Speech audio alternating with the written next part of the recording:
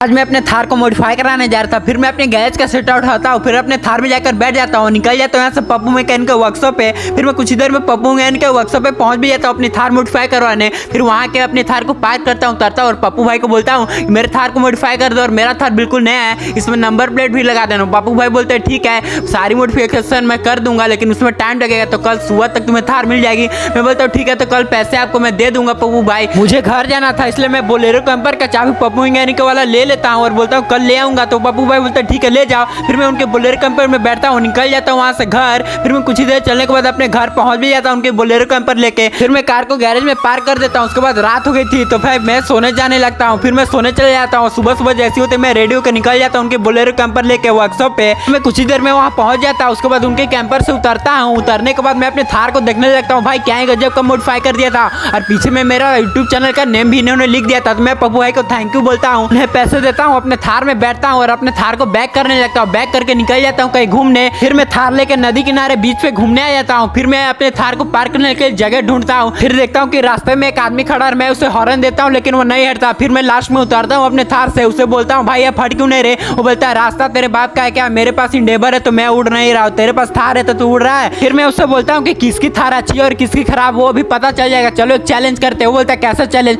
मैं बोलता हूँ कि नदी के बीचों बीच से पार करके वो पहाड़ तक अपनी कार को ले जाना, जो भी ले जाएगा उसे हारने वाला जीतने वाले को 5 लाख रुपए देगा। फिर मैं अपने थार में बैठ जाता हूँ, वो अपने इंडेवर लेके बीचों बीच से जाने लगता है और वो जाता है बीच में और वहीं पे जाकर फंस जाता है। उसके बाद मुझे आकर बोलता है कि जब मेरी इंडेवर नहीं जा पाएगी तो तेरी थार क्या जाएगी। फिर मैं उससे बोलता हूँ कि ठीक है भाई कोई बात नहीं। उसके बाद मैं अपने थार में बैठ कर नदी को क्रॉस करने लगता हूँ। उसके बाद धीरे धीरे करके मैंने नदी को क्रॉस भी कर लिया था और मैं जीत गया था 5 लाख रुपए। फिर वो मुझे बोलता है कि भाई तुम चैलेंज जीत गए, तुम ही हो असली विनर, मुझे माफ कर दो, मुझसे गलती हो गई। तो भाई लोग आप लोग को वीडियो कैसा लगा, अच्छा लगा तो लाइक और सब्सक्राइब कर लेना। Bye bye.